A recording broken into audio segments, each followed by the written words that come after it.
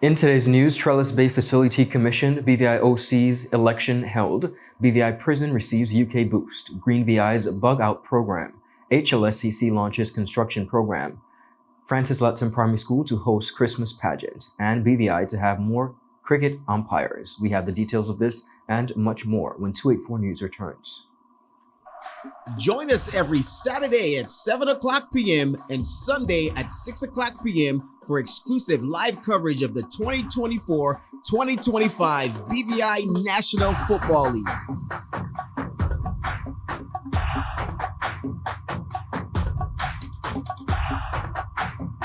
Only in CCT Live, channel 284. Don't miss a single day. Sign up today by calling 444-4444 or visit cctbvi.com/live. Your football season starts here. Hello and welcome to today's episode of Pop the Balloon or Find the Connection. Let's meet our first contender, ladies. Okay, Joey, so do you have any toxic traits? I'm very restrictive. I don't give more time. What you get is what you get. I don't like to give unlimited time. That's it. Okay, can you tell us why you popped your balloon? That's a little too restricted for me. Thank you for coming. Okay, ladies, so let's meet our second contender. Sorry, excuse me. Why did you pop a balloon? I could give you minutes, data, unlimited call, overseas call, fiber. What else you need? My friend used to date you. You are scam. She used to be for everything and more. Nothing to offer. Okay, ladies, let's welcome our last contender. You look nice. Can you tell us your name? Thank you. My name is Christian Charles Thomas. They call me C Sweetie. What do you have to offer these ladies? Well, security, trust, unlimited time, and a pretty fast. Okay, so do you have any deal breakers? Nah, but here's my number. 444-4444. Y tú, vida ilimitada. Okay, guys, so no pop balloons. For a fast, reliable, and secure connection for your personal or business life, call us at 444-4444 or visit any of our CCT stores and we'll get you connected with the perfect match for you. Hello, everyone, and welcome to this edition of 284 News. It is Friday, December 6th, 2024. I'm Ron Grant, bringing you the very latest out of Tortola in the Virgin Islands. A happy Friday's wish to everybody. Thank you so much for joining us. Beginning our newscast on Thursday, December 5th, 2024, the new Trellis Bay facility was officially commissioned. Now, the facility, which is located on Beef Island, has been long awaited. Mrs. Delma D. Maduru, chair of the BVI Tourist Board and Film Commission, spoke on the significance of the project. Now, all of you know, or most of you would know, that this project has been a long journey, born from the challenges we faced after the devastating hurricanes of 2017. 3 years of temporary solutions and dedicated efforts, we are thrilled to finally unveil this vital facility to the public. And I know that while our Honorable Premier is absolutely thrilled, I think perhaps the honorable members of the 9th District and the 8th District are particularly pleased by this opening this afternoon. Trellis Bay is not just a transit hub. It is a gateway to the natural beauty and vibrant culture of Virgin Gorda, as well as the surrounding islands. Recognizing this, we have worked diligently to enhance the area's aesthetics and functionality, ensuring that it reflects the warm hospitality and charm that define our beautiful British Virgin Islands. Mr. Marquis Maduru, representing the Virgin Islands Recovery and Development Agency, used his opportunity to emphasize his agency's commitment to improving infrastructure. It may be perhaps the worst kept of our secrets, but the Virgin Islands relies on an economy built on two main pillars: financial services, and tourism. While financial services delivers the most direct revenue to the Treasury, it is clear that tourism touches the most persons. Since the formation following of 2017's devastating storms, the RDA has been proud to play our part in our territory's recovery and development story. It is against this backdrop that we have partnered with the BVI Tourist Board and by extension, the Ministry of Tourism, Culture and Sustainable Development and the Premier's Office in delivering this TRELLIS Bay rest stop today. This structure will provide shade, seating and bathrooms for persons traversing from Befiling to our easterly islands for leisure and tourism purposes, but also crucially for work, for business, and for a myriad of personal reasons. The importance of transportation, the ability to move, to the quality of experience, and to a quality of life, it is not even easily overstated. By facilitating and improving the travel experience, this rest stop is truly a welcome addition to the TRELLIS Bay coastline, and we will look forward to further development of this area, including a completed grading of the surrounding parking lot. The RDA extends gratitude and congratulations to our direct client, the Tourist Board, who first approached us with the vision and some funding to implement this project. Opposition member, the Honorable Marlon A. Penn, representative for the 8th District, supported the collaborative effort behind the project. Today's a welcome day for tourism and for this community. As we all know, this project has been a long time in coming. Since the devastation of Irma and Maria, we had a facility here that you all are sitting on right now. That's where it stood. And we're now here with the rebuild of this facility. It is said that progress delayed is not progress denied. And we're here dedicating this very important facility to the lifeblood of the BVI's economy. As we come here today, we saw the myriad of cars that are parked along the roadside. The parking lot is filled to capacity. We even have over full flowing capacity down the road. It shows that this is the center of commerce for the sister islands and for this area in the Virgin Islands at TRELLIS Bay. We see where our high-end tourists are the ones who come through this gateway, going to, as we call it, Billionaires Row up in North Sound, going to the Great Virgin Gorda, going to Scrub Island, going to all the outer islands that all fit into the landscape of the BVI tourism product. Ephraim Penn has been re-elected as president of the British Virgin Islands Olympic Committee for a historic 5th term during the annual general meeting held on December 5th, 2024.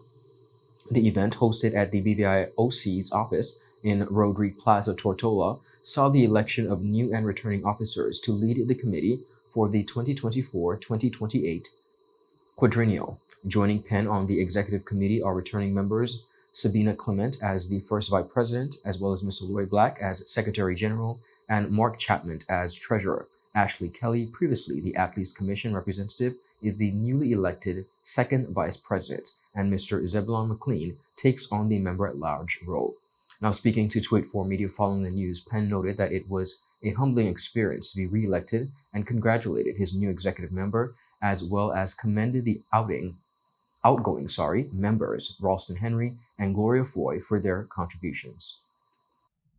I must congratulate the new executive, some familiar faces, Mr. Sabina Clement, the first vice president, a new face, not a new face to the executive board, but a new face to the structure, and Ashley Kelly as second vice president, Lloyd Black returned, Mark Chapman returned, and Mr. Zebulon McLean, another new face. He's been there before. He is back, but I must congratulate the new faces and also thank Gloria Foy for her work on the last executive. She's grown quite tremendously since she started. She's now head the Women in Sports Commission for the BVIOC, and we foresee her being very productive in our future plans as we move forward. The general meeting also welcomed the sports of cricket and surfing as new national federations, moving the total federations in the territory to 18. As you know, cricket is going to be in the next Olympics. cricket and surfing are Olympic sports.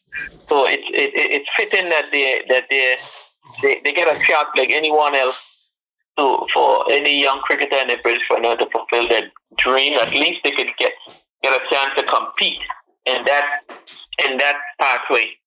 So it's fitting that cricket became a part of our structure, and surfing, of course, has started quite a number of events, and we look forward to working with them and to, as I said, everyone to fulfill their dream and their passion. It's not one size fits all. We have different athletes that excel in different sports, and we are an NOC of inclusion, not exclusion. So we are trying, where there is a will and the people are committed to the sport, we try to assist them. When we don't want to grow too big, we just want to keep it to a size where it's manageable and we can fulfill our mandate to get as much athletes as possible to major games. The elections were overseen by an independent commission comprising of Wayne Robinson, Rennie Phipps, and Michaela Smith. Up next, we have much more on the local scene. We'll be right back after a quick commercial break. Start the year off with more. More speed, more downloading, more savings, and more fire. CCT Fire Fiber Internet gives you the speed you need to keep the whole family connected. Packages starting at $119 with speeds from 300 megabytes per second, super fast, unlimited downloads, even more reliable connectivity, plus free live streaming TV for the family to enjoy. Sign up for the absolute best fiber internet service in the BVI, CCT Fire, and pay no installation fee. Plus, get CCT Live TV for free. You deserve more. Get more with CCT. Life Unlimited. At Partners for Kids, your child's health and happiness are at the heart of everything we do. We've been the trusted medical home for children and adolescents up to 18 years old. And now, we are excited to welcome a new member to our family of healthcare professionals.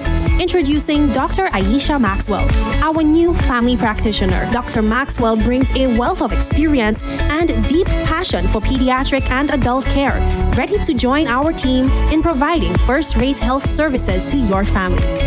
At Partners for Kids, we believe in a collaborative approach to healthcare.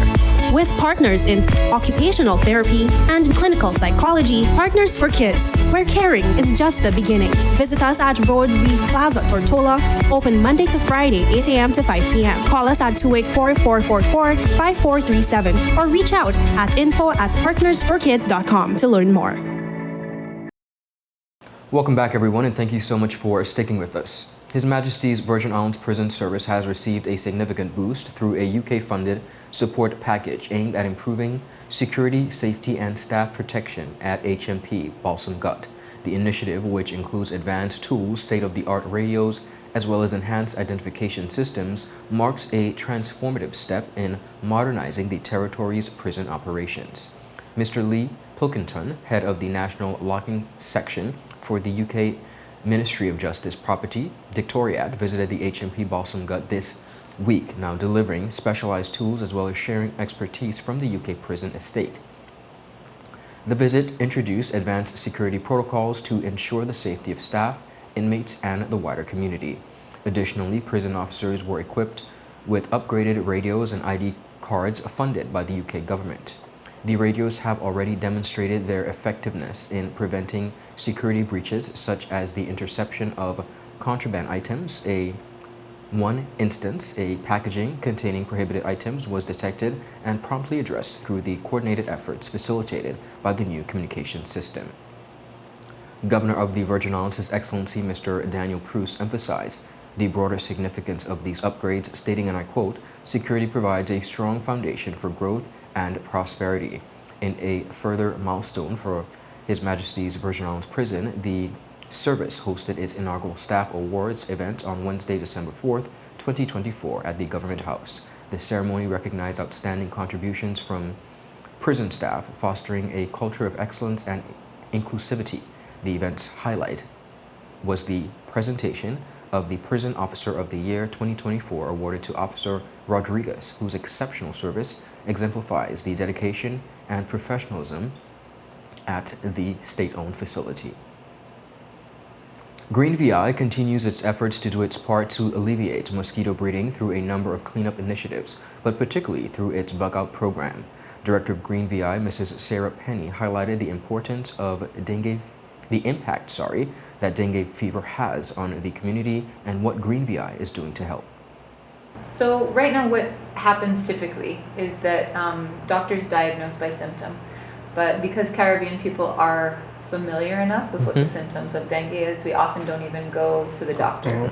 We stay home and drink papaya bush, and wait it out. And while that's reasonable, it is something that we want to encourage the public to make the effort to go to a doctor, so that, because they do keep your information confidential, but they do at least report it in a way that helps us to have better data. So with the anecdotal piece is where we really find ourselves, because people call in desperation. There's breeding sites around their community that they can't deal with. It might be a derelict vehicle, it might be a neighbor who doesn't look after their property. Government, it's not their responsibility to go in onto somebody's property and deal with it. It's not even really within legal parameters. And so they're calling desperately. They're calling Green VI's hotline because of our bug out program. They're calling environmental health to say my family's sick. People call us to the point where we know we've had a family of 5 all hospitalized from this illness. We've had, a young woman even more recently who's a very active community member, teenager, so sick she's had to have blood transfusions in the hospital for over a week. More importantly, this disease, this illness, affects our most vulnerable populations the most, which is our seniors and our children. And it's a big part of why, together, Rotaract and Green VI, we decided Boggers Bay was the strongest space to start in, because it's such a dense residential population, and there's also 2 schools in that same area. She also spoke on the bug out program as well as its effectiveness. Bug Out is a program that we run because Green VI's main themes are waste, water, energy, with education and innovation as solutions, and it all relates to human behavior. So the #1 breeding site for mosquitoes is litter. People are familiar with what I call the most stupid ways of getting drinking water, which is those little bottles. But if you take just the cap of one of those bottles, 200 mosquitoes can breed in water in the cap alone. So you can imagine with the litter challenges that we have, if that's turned over and gathers water, we have a huge problem, right? And we're not affected by dengue alone. Chikungunya and Zika are also issues. Zika's resurfaced, new strains of that. It's going to start to affect us. Chikungunya hasn't disappeared. It's not as prevalent as dengue. But the bug out program seeks to, and I must just say thank you so much, you found the language we use, which is to clean up, cover up, and communicate. And that's the power individuals have, right? Clean up both your yard and your community. Cover up, which means cover your rain barrels, cover your septic cistern, and also yourself when you're at risk. Wear long sleeved and long pants if you're in a mosquito prone area. And the communicate piece is the most important. Additionally, Director Penn encouraged persons to become familiar with Green VI as well as its goals. We connect on so many levels because Green VI, what we see our role to be is like that of an immune system. And so Green VI, our work is how do we look at human behavior and the impact it has on the environment. But then for us as an organization, we choose to find funding and channel our energy into the spaces where maybe there's gaps right now in our community. So while we spend a lot of work in the We Recycle program, for example, that's not a program that we want to run forever. We've worked to collaborate with Department of Waste Management to catalyze it. And then once we're not needed anymore, we can transition our resource and time to something else. Right now, there's also a need to address mosquito-borne illness, and so we allocate resource and time to doing that. But we hope that we help catalyze enough knowledge in the population that this problem that is preventable, this disease that is preventable, becomes preventable. We have a great website, greenvi.org, and a great hotline, 346-4040. You'll get Miss Joanne on the other end of that, whom you know, Ron. Yes. And if you want to know anything anything. The website is a massive resource, in particular for teachers who are looking for lesson plans. All of our lesson plans are aligned with the national curriculum. Okay. So you can choose an environmental lesson plan in order to teach the same benchmark in your class that you are trying to achieve any other way. For the full interview, visit all Tweet 4 media platforms.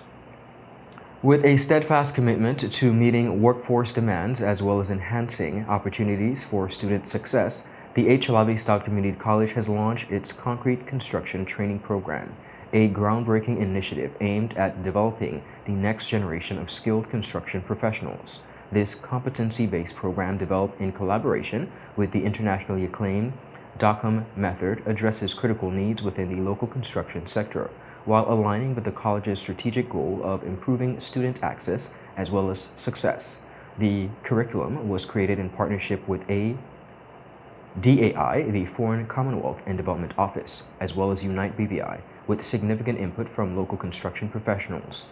Dean of Workforce Training Division at the HLSCC Community College, Ms. Marva Wheatley Dawson, explained that the training will equip participants with entry-level skills, practical knowledge, as well as internationally recognized certifications, thereby paving the way for increased job opportunities as well as sustainable development within the Virgin Islands. The Concrete Construction Training Level 1 combines 447 hours of instruction, including certification with the National Council for Construction Education Research for core competencies, Concrete Construction Level 1, and a 160-hour apprenticeship. Participants will receive 8 college credits, a certificate of completion, as well as the opportunity to become NCCER certified, validating both knowledge as well as performance. The very first cohort includes 7 participants who are eager to shape the next stage of building development within the Virgin Islands. HLSCC invites others to explore this very transformative program and take the first step towards a very rewarding career in construction. Up next, viewers, we have much more. We'll be right back after a quick commercial break. So, you're a wizard, you drive a horse, and you're uninsured? I'm covered with CG. Kalamazoo! Comprehensive motor cover for all kinds of damage. Just give me my service. Yeah. Just give me my service. Just give me my service. Make the switch to CCT and get connected today. Unlimited talk, text, and data. Visit any CCT store or call us at 444-4444. CCT, Life Unlimited. Welcome back, everyone, and thank you so much for sticking with us. The Francis Letson Primary School is gearing up to host its inaugural pageant under the theme Angels of Christmas at the Eileen L. Parsons Auditorium on Thursday, December 12th at 7 p.m. Tweet 4 Media visited the school recently to speak on the initiative along with the 5 contestants. Our Kamal Haynes has filed this report. Well, I'm presently here at the Francis Letson Primary School about to interview 5 of the contestants of this year's Angels of Christmas pageant, but the pageant is scheduled for Thursday, December 12th at the Eileen Parsons Auditorium. Here's what we have in store for you. The 5 contestants, Caris Maloney, Ariana Sarant, Samika Carty, Janaya De Freitas, and Akila Mercedes gave a brief introduction and each spoke about what they liked the most about the Christmas season. Hi, my name is Caris Maloney and I am contestant number 1. My favorite part about Christmas is opening my gift and saying thank you to my mommy. Hi, my name is Ariana Saran. I'm your contestant number 2. My favorite thing about Christmas is the decoration. Hi, my name is Samika Karti and I am contestant number 3. My favorite part about Christmas is putting up the tree with my family. Hi, good morning. My name is Janaya De Freitas and I'm contestant number 4. My favorite part about Christmas is spending time with my family to make very good memories. Hi, my name is Akila Mercedes and I am contestant number 5. My favorite part about Christmas is when my family and friends come together and we spent time together. After speaking to the students, I had the pleasure of interviewing one of the organizing teachers, Miss Angelia Cupid, who explained the reason behind the school's decision to move away from their traditional Christmas concert to the direction of a Christmas pageant. The Francis Letson Primary School has decided to take a step away from our traditional Christmas concert and transform it into a Christmas pageant entitled the Francis Letson Primary School Angels of Christmas. This was a new endeavor that we decided to take, and it is going to be miraculous, and I definitely don't think that the viewing audience would want to miss it. We have 5 contestants, so 5 times more the Christmas spirit. Okay, and speak about some of the different segments that the viewing public can look forward to expect. I see their talents and their different costumes and stuff. Speak about those as well. Now, as it is a Christmas pageant, everything is Christmas themed and Christmas centered. So all of our segments have Christmas involved. So we have the Christmas Q&A, a Christmas talent. So your talent has to be surrounded around the idea of Christmas season, of the Christmas season. Then we have the best ugly sweater. So of course that is traditional Christmas. Then we also have your best Christmas formal wear, which is the main segment that a lot of persons are looking forward to. That is when the girls have the opportunity to have their own Christmas wear and even DIY it to match the theme of Christmas. And in terms of the location of where can persons come to see this showcase that you guys have in store, and what's the admission as well? Now we will be located at the Eileen Parsons Auditorium on December 12th, 2024 at 7 p.m. sharp.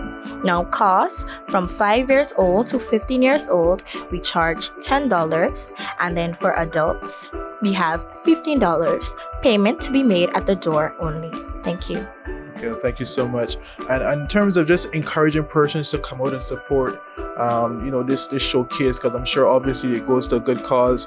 And also not in terms of only the financial gain that you can get from the door, but also in developing these young ladies into the women of the future of this territory as well, as it builds confidence going forward as well.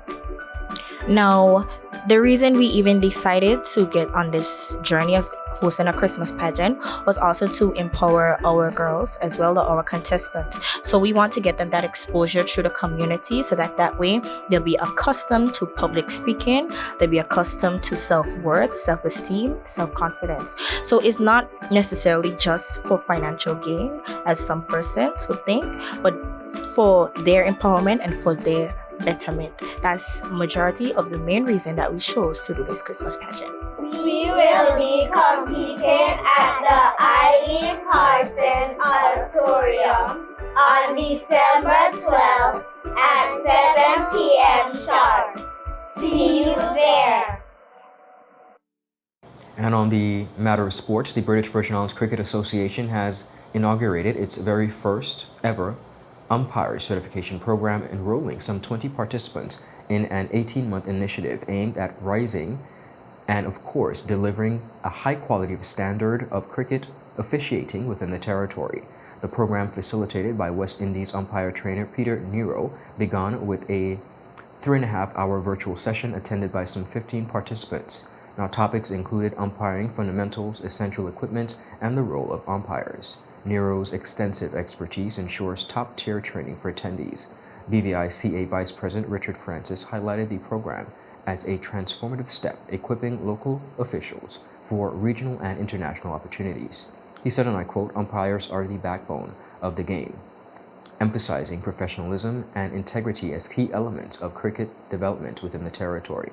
The initiative reflects BVICA's commitment, they say, to fostering growth in cricket through comprehensive training for players, officials, of course, as well as the broader community. Viewers, that is it for today's news roundup. Be sure to follow us for your daily news updates at 284media.com. Follow us on our WhatsApp channel for daily updates. We're also available on Facebook at 284media and 284BVI on Instagram and X, formerly Twitter. I'm Ron Grant. Do have a safe and enjoyable weekend. A happy Friday. I'll see you next week. Goodbye.